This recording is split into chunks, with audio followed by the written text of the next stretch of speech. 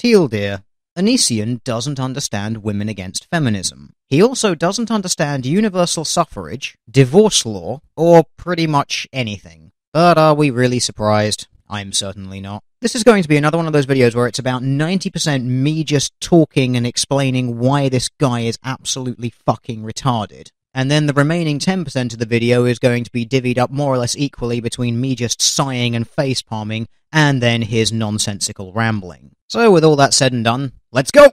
Hey, there's this incredibly stupid thing on the internet I know, I'm watching him right now. where really dumb girls hold up signs explaining why they're against feminism. You people are so fucking stupid. And this is me explaining not only why some girls are against feminism, but why you're a total fucking moron for being against feminism. So, women aren't allowed to formulate their own opinions and come to their own conclusions on modern social and political issues. They must all conform to and obey whatever your particular opinion is. Good ol' Onision supporting the patriarchy right there. Also, holy fuck those jump cuts. Are you actually incapable of stringing together one coherent paragraph of speech? Or do you just do it so that you can appear like you're some sort of hyperactive, slightly eccentric, mad genius of the internet, or some such nonsense? Either way, you're failing. I don't name feminism because I'm not a delusional, disgusting, hypocritical man-hater. I respect men, and they respect really. You're not only gonna blindly generalize multiple times. You mean just like you did when you said that any woman who opposes feminism is a moron? But you're also going to assume that men just automatically respect you? I'm a man and I don't really respect what you said. That's because you're a straight white male oppressive patriarchal shitlord. Check your privilege. Because guess what? You wouldn't have the right to vote without feminists. Actually, she probably would, but I'm guessing that you have absolutely no idea how suffrage came about, or indeed how the electoral process was run before universal suffrage. So, let's have a little history lesson, shall we? Because I think you'll find the feminist propaganda of the suffragettes doesn't actually line up with historical fact. So to start with, we're going to look at several examples from Britain. And a lot of what I'm talking about here comes from the 1800s and early 1900s. And the basic legal framework for these sorts of events was in place in America, because at that sort of time, a lot of American law was still based very heavily on British law. Now, obviously, that's not universally true, because America is a very big place, and it has a state-by-state way of doing things because they have a federal system. So yada yada yada, basic disclaimers that it won't be 100% accurate or transposable from one country to another. But the basic framework and timeline of events across pretty much all Western countries is more or less the same to within about a century of each other, at most. So the first and most important thing that you have to remember here is that universal suffrage was not applicable to men or women throughout most of human history. Most feminists like to state that women have only had the vote because of the suffragettes, and they have this kind of idea in their heads that all men before that time could vote in everything, which is just not true. The right to vote has historically always been linked to property ownership, which is why throughout most of history, voting has always been tied to and generally the dominion of the upper classes. A quick check of the British National Archives will actually show you that there was a survey conducted in 1780 of the electorate of England and Wales that found that only 3% of the total population were actually even allowed to vote. So that includes not only women, but also men. So even if we make the incorrect assumption that that 3% of the population was 100% male, that still means that 97% of men were unable to vote. But even that would still be incorrect, because of that 3% who could vote, some were women, because they were property-owning women. However, this system was deemed to be massively unfair, which is why, in the early 1800s, there were no less than 3 Reform Acts in Parliament. And all of these Reform Acts extended the vote to people who owned smaller and smaller properties.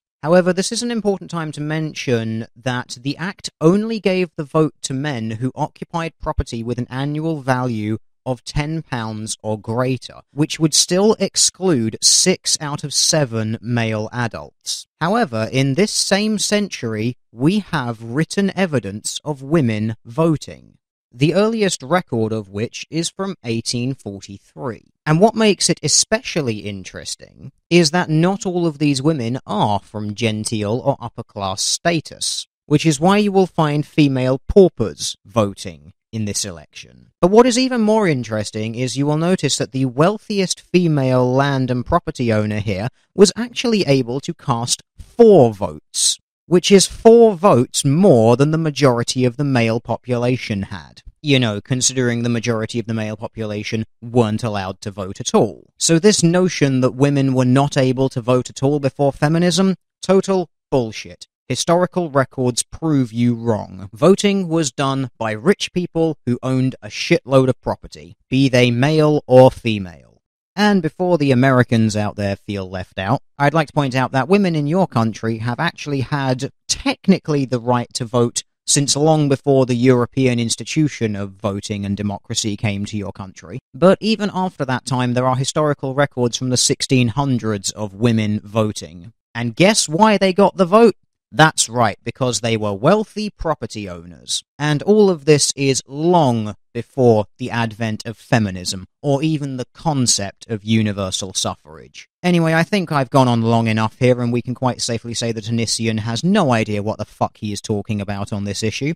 Let's go on. You wouldn't have the right to divorce a man without feminists. And this is a very complicated issue now, because up until 1857 and the Matrimonial Causes Act, all divorce proceedings would have to be dealt with by the ecclesiastical courts, because of course marriage was a religious thing, and obviously at that point the dominant religion being Christianity by a very large margin, and divorce was of course not permitted in Christianity. So while women would technically not be able to divorce their husbands, and I would like to point out that husbands could therefore not actually divorce their wives either, they would have to seek something called an annulment, which would basically mean that the marriage contract was never valid, therefore technically didn't happen. And annulments have historically been used by both men and women as means of effectively divorcing their spouses, while of course still remaining in the good books of the church. And of course the request for an annulment would usually come with a sizable financial donation. So while not technically called a divorce,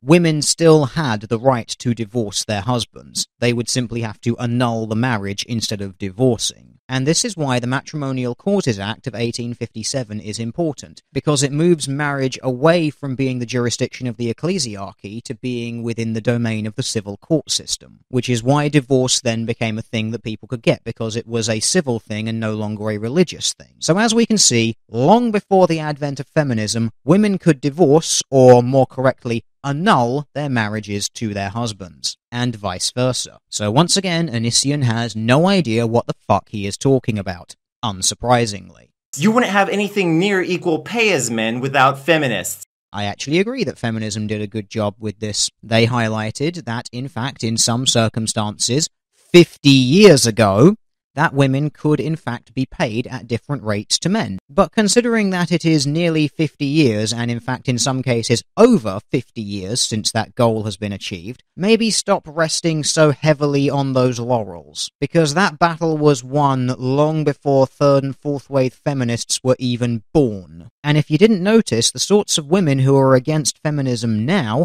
are opposing third and fourth wave feminism. You know, those feminists who support things like International Castration Day, or just want men to be reduced to 10% of the population, or who participate in things like the hashtag #KillAllMen. For all we know, women would literally be treated like cattle without feminists. Is this how you want to look? You want to be walking around the streets with only a little bit of skin showing? Careful, your Islamophobia is showing. You really want to be treated like property? You want to be born into this world destined to be sold off to the highest bidder? Is that really what you fucking want? You really have no idea how things like the Burqa, the Niqab and the Hijab work, do you? If you weren't completely retarded, you would realize that a lot of the women who wear these things do so because they want to. They do so to show their faith to their religion. In those instances, it is not about keeping women oppressed. It is about those women expressing their love for their God. And since you are clearly so pro-feminism, Onision, you must be aware of things like slut walks.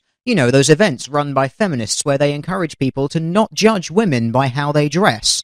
And yet that is exactly what you are doing. So in reality, what you are currently doing here is forcing your own cultural values onto someone else. There is a word that I can think of to describe people like you. Because in our history is the overwhelming tendency for women to be oppressed. As you have so clearly demonstrated with your mountains of evidence. And when someone is oppressed, they need someone to stand up and say, this is fucking bullshit and it needs to change. It's very difficult to do that without feminists.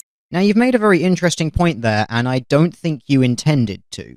When someone is oppressed, they need someone to stand up. Not to stand up for themselves. They need someone else to do it for them. Which is pretty much modern feminism in a nutshell. Because I couldn't help but notice that whenever women do actually stand up for themselves and make something of themselves off their own back, through their own work, by their own merit, feminists fucking hate them for it. It's almost as if feminism has become a power grab. 14 women say they don't need feminism, aka 14 dumb motherfuckers. For someone who has a problem with blind generalizations, you sure do love making blind generalizations.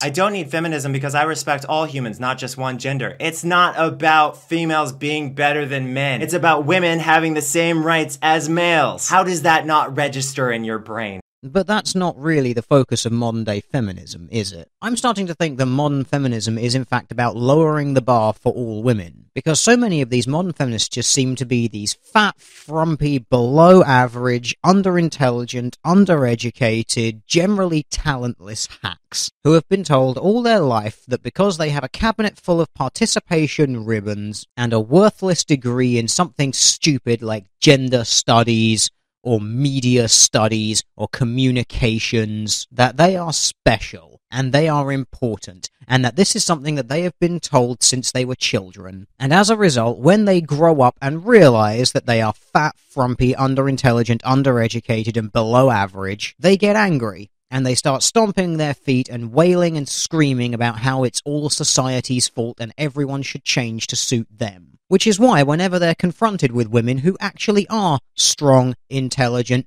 independent, beautiful, or any combination of these traits or any other, they get scared and threatened by them. These feminists don't want to climb the mountain to success. They want to bring everyone else down, declaring all men to be beneath them, and any woman who opposes them to not be a proper woman, so that they can then declare themselves to be the top pinnacle of what a woman should be, despite, of course, all evidence to the contrary. Is it that feminists have been fighting so hard for so long that you've finally gotten so comfortable with the lifestyle these women earn for you that you no longer appreciate it like some spoiled fucking brat that was born with a silver spoon in its mouth? This is August 18 this year. Gender pay gap. Female bosses earn 35% less than male colleagues. Obviously, there's a huge fucking problem here even today. People who do the same job with the same quality and effort deserve the same fucking pay. Doesn't matter if they're a girl or a boy. I agree. They do deserve the same amount of pay for the same amount of work that they do.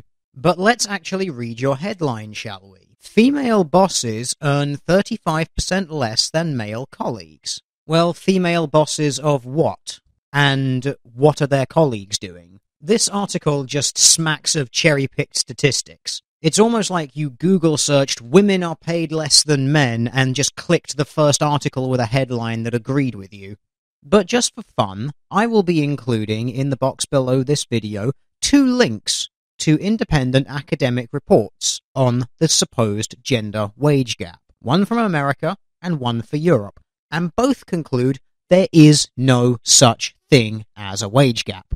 So to reduce this pay gap that still exists today, who are you going to rely on? This chick holding up a sign ignorantly protesting feminism? An idea that exists to fight for the sign holder's very rights? Ladies, if you're going to hold up a sign saying you're against feminism, I beg you, do it with a burqa on. There's that Islamophobia again. At least then you would be honest about your real position. To all you morons who are too fucking stupid to look up the definition of feminism. But so many social justice warriors out there love to constantly tell me that the dictionary is descriptive and not proscriptive, which means that we can never trust the dictionary definition of a word, apparently. Before you make one of those asinine signs full of ignorance. And I wish you'd do some research before you made an asinine video full of ignorance. This is the fucking definition. The advocacy of women's rights on the grounds of political, social, and economic equality to men. Not superiority, you fucking morons. Equality. So when you sit here like a fucking jackass, opposing your own goddamn human rights, you don't help anyone. You just hurt yourself. So congratulations on punching yourself in the fucking face. Something that I really wish you would do.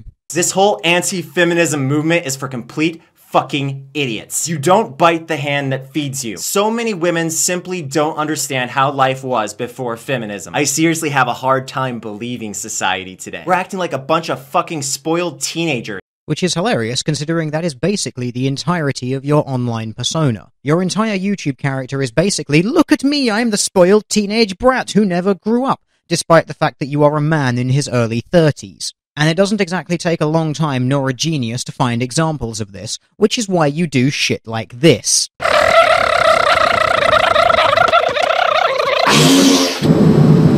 I think I may have overkilled it.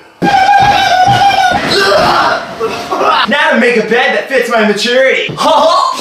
Fuck yeah! And you are the person lecturing other people about behaving like spoiled brats. Who have had everything handed to us. And what do? We turn towards our ancestors, the people who came before us, metaphorically our parents, and we say, fuck you for being so caring, so considerate, so loving towards me. By handing us the worst economic depression the world has ever seen, the highest house prices since records began, the invention of the 0-hour contract, a totally disenfranchised and discredited education system, and a world rapidly running out of natural resources that you raped, pillaged, and plundered for your own use. And on top of all of that, you bred a generation of fucking retards like this guy.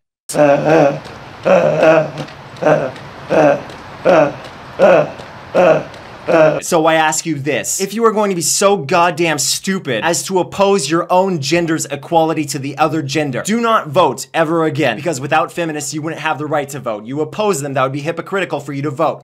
Okay, so let's apply a little bit of Onision logic to the world around us. If you oppose slavery, never take a train or drive a car anywhere in America, because large areas of that public transport infrastructure was built using slave labor, and that would make you a hypocrite. Do not accept a paycheck that is equal to your male coworkers. Refuse it and say, no, I'm against feminism, I want to be paid less.